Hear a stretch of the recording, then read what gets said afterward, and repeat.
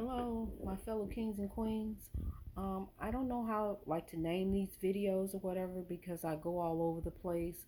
But I have an important message that I need to tell you. I just want to make sure that I get the word out because I just see people lost. I see people lost and putting their false hopes elsewhere when it's so simple what you have to do and how you have to pray and how you have to live. And if you want to see changes in your life, I have put this, the statements that I say, I sometimes repeat, but I do want to ask you to please stop calling the police on your people. Please do not call the police on your people. Call their mother, their father, their uncle, their brother, their cousin, their sister, anybody to come over and help you with them because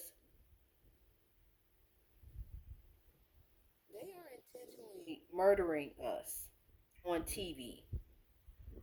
And it's the same that we saw that was seen 400 years ago during the times of slavery when they were lynching people, when they were killing people and shooting people. I mean, nothing has changed except, I mean, it's always been legal.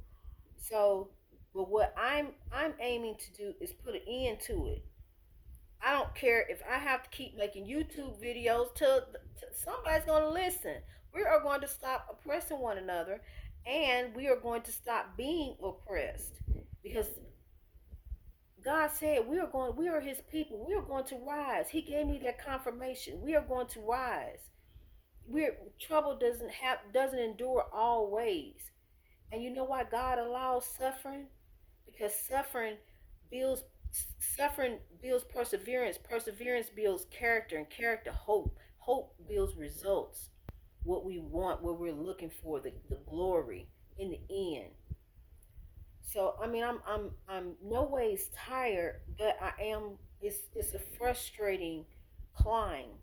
I'm trying to get where I want, so that hopefully 16, my daughter at the age of 16, hopefully by the time she's my age, it will be over. It'll be in the past. And they'll look back and say, remember when? I can't believe this used to happen. I can't believe they actually shot people on the TV. I can't believe they actually sick police dogs on them. I can't believe that people actually used to ride around and shoot down black people. That used to happen, really.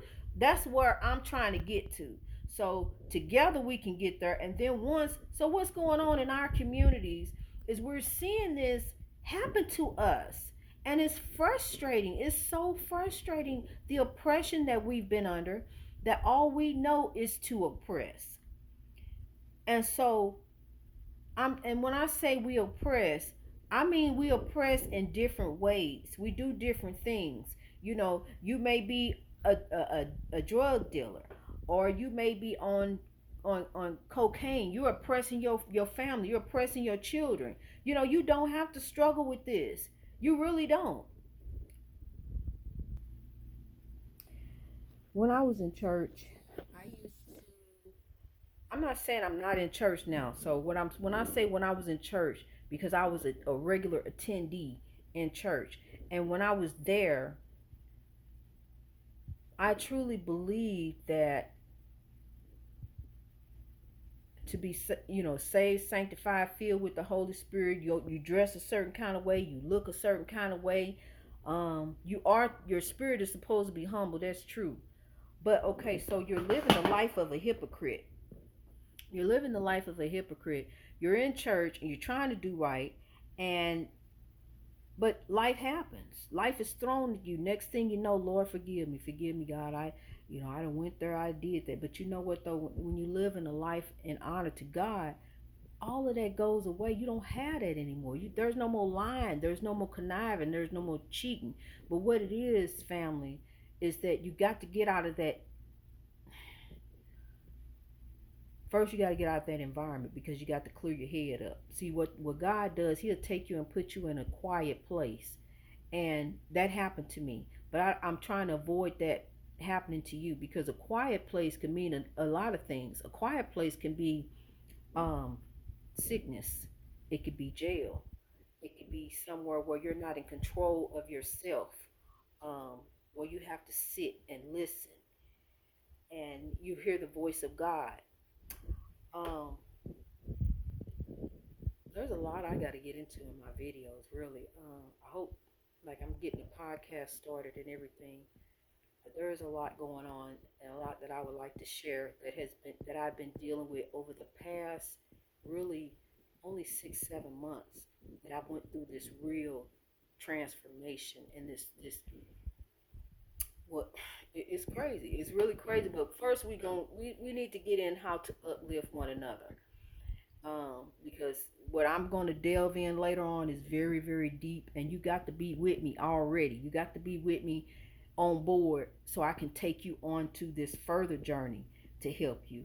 But what I want you to do is whatever vices that you have that you're dealing with, be it cigarettes, alcohol, drug addiction, you know, you need to leave it alone. But I'm gonna tell you what you can do. If you want to smoke you some weed, that's fine. If it's legal where you at, and I don't want you doing anything illegal. But if smoking weed is legal where you are, then that's fine because it's relaxing. It allows you to relax your mind, and then therefore you'll have an open mind, and then you're able to hear the good voices, the good spirits that are trying to talk to you. Because I'm telling you, this is a journey with God. I never would have believed it if anybody would have told me years ago. I never would have believed it because at the time, when I was in church like that, um, I was very holy moly, because people will judge you. They say, "Oh, you ain't in church. You ain't saved. You ain't sanctified." So they expect you to look the part. You have to dress with your dress all down to your ankles and no makeup. Your hair got to be pulled back, and you can't look. You got to look a certain kind of way. And that is not me. That is not who we are. As queens, if you look up a South African queen in the library, on Google, anywhere, she's beautiful. She's made up. Her face is beautiful. Her jewelry is on point. And that's how we are to be, except we are to live in honor to God. We're not to live the life of a hypocrite in church, back and forth, in and out. You know, you don't need to pay tithes to get to church. I mean, to get your glory. Don't let anyone tell you it's necessary for you to get them 10% of your money in order for you to get what God has for you. That's nonsense, and it is not true. I'm living proof. Um, when I During the time that I was ministering in church, I never asked anyone to give me their money. Donations were accepted, but not required. It's because by me having a ministry and a platform use that the Lord is using me, if I'm right, I don't have to ask you for any of your money. You should not have to pay for this big, beautiful church building. Because, okay, and a lot of times you paying tithes and tithes, paying and paying and paying. And a lot of times when it comes time for you to, if you ever need the church for anything, they look at you crazy, like you just walked in there, you know. But these are God's people, and you taking from God's people, and you can't give back to God's people.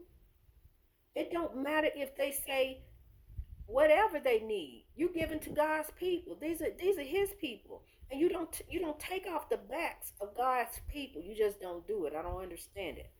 I don't understand living in a mansion. I understand a nice house, of course. Everybody wants a nice house to live in. But why do you need $1 million house? Why do you need all that when you got people out here hungry, starving, who haven't ate, who don't know where their next meal coming from? Children are suffering. They're not in school. The kids are right now. They are so heartbroken because I am. They are so heartbroken over the loss of our first black superhero. I'm just as soon as we got him, he gone. So the children, they're not in school. Where's their hope? My daughter asked me, she's 16. She asked me, is the world coming to an end? They don't know what's going on. They're lost. And we don't even know what's going on. But what we have to do is live our life as an example to our children so that they will grow up to have a purpose-driven life and make a way for somebody else, make room for somebody else. Show love, show forgiveness, show concern, show appreciation. We got enough hate in this world. It's time to turn it around, people. If you notice, just like how the seasons change, when you go outside, you just feel different. You feel they say there's a race reckoning going on, but it really is. It's in the air and you can feel it. So it's time out for us to continue to oppress one another. If you out there gang banging, dope slinging, there's only, what do you think is going to come out of that? Really? When you sit down and you think of your career goals, gang banging and drug slinging, what do you think, honestly, is going to happen within 5 years or 10 years of you continue to live like that? It's not going to prosper. You may get up for a minute, but it's not prosperous. You're going to think about the rest of your life, what you did to get where you are. And that's not character. Off the back of somebody else, off the pain of somebody else, off the suffering of somebody else. That didn't build you character. That didn't make you who you were meant to be in God. We as an African American people are a loving people. We are a true people. We are a giving people, honest people. I mean, it is within us to do the right thing, but we don't. A lot of times we don't, because we fallen up behind or just trying to impress, or just so caught up in ourselves and not thinking about tomorrow. What my decision? What will happen if I do this? Young man, young lady, your friend trying to get you to try some crack. Look at your community. First of all, look at your community. Look at your friend. What do you think is going to happen by you taking that first hit? Do you think that you're going to take that first hit and no, I don't need it, leave it alone? It's going to put you in a cycle, a vicious cycle that you can get out of, but it's going to be difficult. So why put yourself in that in the first place? If you see what the outcome is for anybody else, because you don't see no successful crackheads. There are no successful crackheads. There's no such thing. No successful drug dealers. I don't care what they tell you, what kind of lifestyle they have, because you know what? It can be snatched out from under them just like that. It means nothing. What means something is when you live your life with purpose, when you live your life in honor to God who gave it, when you live your life with gratefulness and humbleness and forgive. It's hard to forgive. It's so easy to hold on to hate and bitterness and anger, because I've done it. It took a while to let it go, but you can do it, and it feels so great when you let it go and release it, and you're happy, you're relieved, and you love. Even though we may not get along, I love you. We may not agree, I love you, and I wish you well. I wish you peace. So this journey here is about growing in yourself as an African American. AA stands for excellence. So we're going to grow to excellence. That's what we're going to do, and I would like to help you on this journey. So I will be doing more videos. I can't say what they're going to be about, but if you see my face, you know it's a part of the Grow program. And we're going to grow together. And God bless. Peace.